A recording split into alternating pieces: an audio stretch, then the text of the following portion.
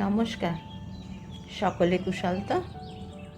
আজ একটা মোটামুটি সুন্দর রোদ ঝলমল দিন। এখনও বৃষ্টি পড়েনি, জানি না পরে কি হবে। এখনও অবধি পরিষ্কার আকাশ। শুরু করলাম। আজকে নিয়ে এসেছি দুটো রেসিপি, একটা জলখাবারের আর একটা দুপুরের। আগে জলখাবারেরটাই বানাই, সাদা আলুর তরকারি আর পরোটা বানাচ্ছি। তার জন্য প্রথমে আলুগুলোকে ভালো করে পিল করে নিয়ে ভালো করে ধুয়ে ছোট ছোট টুকরো করে নিয়েছি। আর এখানে নিয়েছি আধখানা মতন পেঁয়াজ, বড় সাইজের পেঁয়াজের আধখানা, সেটাকেও মোটামুটি টুকরো করে নিচ্ছি। খুব একটা মিহি করার দরকার নেই, প্রেশার কুকারে করব তো গলে যাবে। আর এর সঙ্গে আরও মেশাবো যে জিনিসটা, সেটা হলো ফ্রোজেন কড়াইশুঁটি, যেটা আমি শীতের শুরুতেই বানিয়ে ফ্রিজে রেখে দিই, সারা বছর চলে যায়। সেই সবটা ধুয়ে নিয়ে এবার প্রেশার কুকারে খানিকটা ঘি দিয়ে, ওই 1 চামচ, ছোটো 1 চামচ, তাতে দিলাম কালো জিরে আর মেশাবো একটু হলুদটা দিয়ে দিলাম। সামান্য সুগন্ধ বেরোলেই দিয়ে দিলাম সবজিগুলো, তাতে 3টে কাঁচা লঙ্কা ফাটিয়ে মিশিয়ে দিলাম, আর দিলাম একটা গোটা টমেটো আর হাফ কাপ জল। ব্যাস, প্রেশার কুকারে ঢাকা বন্ধ করে এবার সিটি পড়ার অপেক্ষা। সিটি পড়ার পর ভেতরের হাওয়াটা পুরোটা বেরিয়ে যাওয়ার পর ঢাকাটা খুলে ফেললাম। ঢাকাটা খুললাম যেই দেখলাম টমেটোর পিলটা, টমেটোর খোসাটা আর কি অনেকটা আলগা হয়ে গেছে। এবার সেটা একটা টঙের সাহায্যে সরিয়ে নিয়ে এবার খুন্তি দিয়ে ভালো করে টমেটোটা তরকারির মধ্যে স্ম্যাশ করে দিলাম, দিয়ে নেড়ে চেড়ে নুন মিষ্টি চেখে তারপরে আবার বসিয়ে দিলাম জলটা শুকোনোর জন্য। চলে এলাম পরোটা বেলতে। আটাটা আগেই মেখে রেখে গিয়েছিলাম। ওটা আটা, আমি ময়দা খুব একটা ব্যবহার করি না, একান্ত লুচি না খেতে হলে। যাই হোক, আটাটা গোল করে, সেই ছোটোবেলায় যেমন তেকোনা পরোটা খেতাম, সেই তেকোনা পরোটাগুলো মা বানিয়ে দিত, কিন্তু এখন নিজেই বানাই। গোল করে রুটিটা বেলে সামান্য তেল গ্রিস করে, কখনো কখনো আটাও ছড়াই, শুকনো আটা, তাহলে ভাঁজটা ভালো আসে।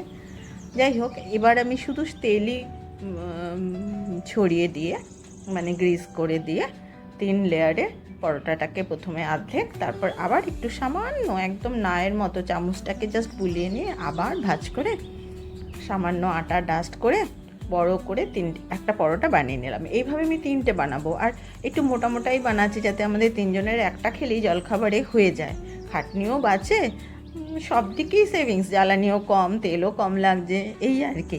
আসলে হয়তো খাটনিটা বাঁচানোর জন্যই করা। যাই হোক, এইভাবে হালকা হাতে সামান্য আটা ডাস্ট করে 3টে পরোটা বেলে নিলাম।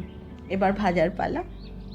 চাটু গরম করে প্রথমে শুকনো খোলায় এদিক ওদিক পাল্টে পরোটাটা কাঁচা ভাবটা চলে গেলেই এবার তেল দিয়ে দেবো। তেল কিন্তু খুব একটা বেশি দেবো না, দেখতে থাকুন। আমি খুব সামান্য তেল দিচ্ছি, একদম ছোটো 1 চামচের, চায়ের চামচের 1 চামচ তেল। এই 3টে পরোটায় হয়তো 3 থেকে 4 বা 5 চামচ লেগেছে, 6 চামচও পুরো দিইনি। সেটাকে উল্টে পাল্টে ভালো করে ডিজায়ার্ড কালার আসা অবধি, মানে বেশ লাল লাল হবে সেই অবধি। আগে তো দর্শন দুয়ারি পিছে গুণ বিচারি, যতক্ষণ না দেখতে সুন্দর হচ্ছে মনটা ভরতে চায় না। যাই হোক, ওরকমভাবে সুন্দর করে লাল করে পরোটাটা ভেজে নিলাম। আর ওদিকে কিন্তু আমার আলুর তরকারি জল শুকিয়ে বেশ মরে এসেছে। যাই হোক, পরোটা ভাজতে ভাজতে আলুর তরকারিটাও আমার রেডি হয়ে যাচ্ছে।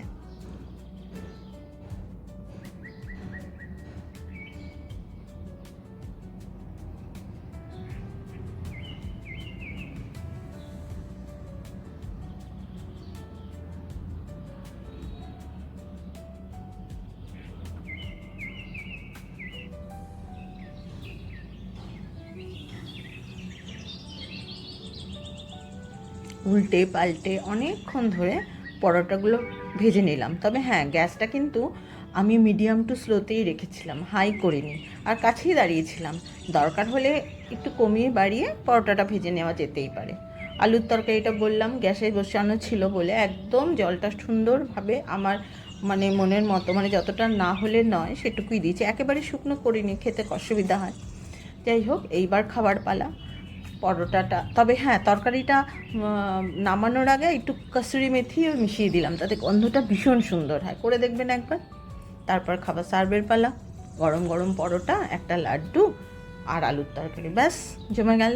এইবার চলে এলাম লাঞ্চের প্রিপারেশনে। এইখানে পুরো মাংসটা কিন্তু মাটন বাটা মশলায় করছে। এই যেটা বাটা মশলা মেশালাম, আমি বলবো না কি দিলাম, আপনারা মশলাগুলো দেখুন, দেখে বলুন তো ওই মশলার মধ্যে কী কী থাকতে পারে। খুব চেনা আমাদের ঘরে সাধারণ মশলা, কোনো স্পেশাল মশলা নেই, কিন্তু কী হতে পারে ওটা দেখি বলতে পারেন কি না, আপনারা ভাবতে থাকুন, আমি পরে বলে দিচ্ছি।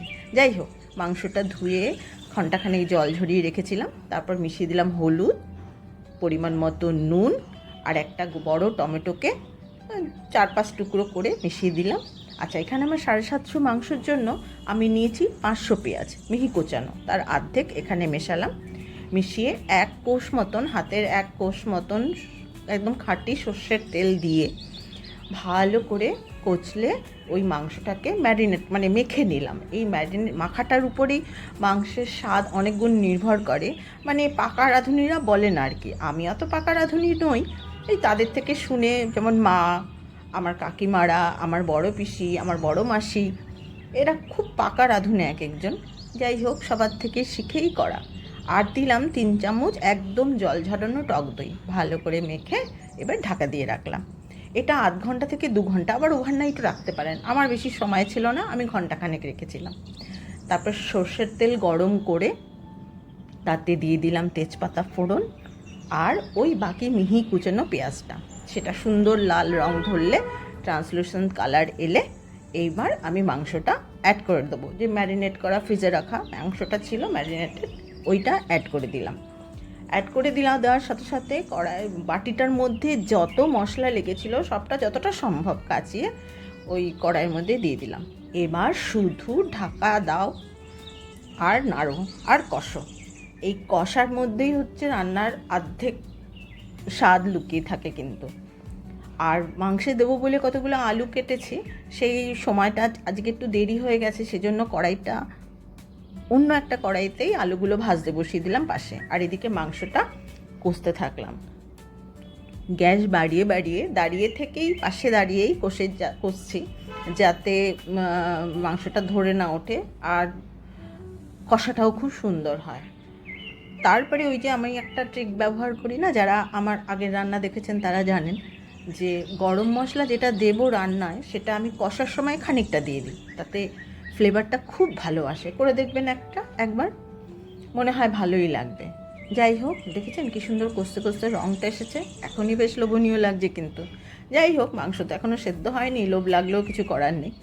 কষতে থাকলাম, আর পাশে খানিকটা গরম জল আমি করে রাখি, যাতে করে এই গরম জল মিশিয়ে কষাটা হয়। যাতে আমি কিন্তু ঠান্ডা জল একদম ব্যবহার করি না, শুনেছি ঠান্ডা জল মাংসে দিলে সেটা নাকি তাড়াতাড়ি শক্ত হয়ে যায়, সহজে নরম হতে চায় না। ওই গরম জল এক হাতা করে মিশিয়ে আর পাশে দাঁড়িয়ে থেকে ক্রমাগত কষতে কষতে ওটার একদম সুন্দর লাল কষার রঙটা আনতে হবে। মশলার মধ্যে কি দিয়েছিলাম মনে করতে পেরেছেন?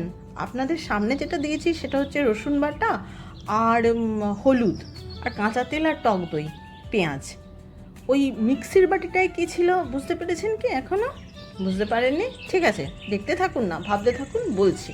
যাই হোক, মাংসটা আমার সুন্দর রং ধরে গেছে, এবার সিদ্ধ করার পালা। তাই দিয়ে দিলাম প্রেশার কুকারে, আর গরম জল দিয়ে কড়াইয়ের যে বাকি মশলাটা, সেই সব মশলাটা দিয়ে দিলাম প্রেশার কুকারের মধ্যে।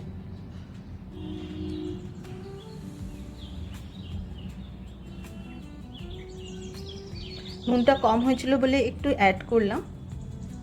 তারপরে প্রেশার কুকারের সিটি, এই 7টা মতন সিটি পড়ার পর ঢাকা খুললাম। দেখুন, একবার শুধু তাকিয়ে দেখুন, মনে হচ্ছে না লাফিয়ে পড়ে নিয়ে নিই? হ্যাঁ, এই যে সেই মশলাটা যেটার জন্য আপনাদের অপেক্ষা করালাম, আদা, কাঁচা লঙ্কা, গোটা জিরে আর কয়েকটা গোলমরিচ, কিচ্ছু না কিন্তু। যাই হোক, সবার শেষে ঘি ছড়িয়ে নামিয়ে নিলাম। এবার পরিবেশন, গরম ভাত, পেঁয়াজ শসার স্যালাড, তার সঙ্গে আছে তেতো উচ্ছে দিয়ে ডাল, মুগের ডাল আর ওলের ডালনা আর মাটন। ব্যাস, লাঞ্চ রেডি। আমি কিন্তু আর দাঁড়াতে পারছি না, খেতে চললুম। আপনারা খেয়ে রেঁধে বলবেন কেমন হলো।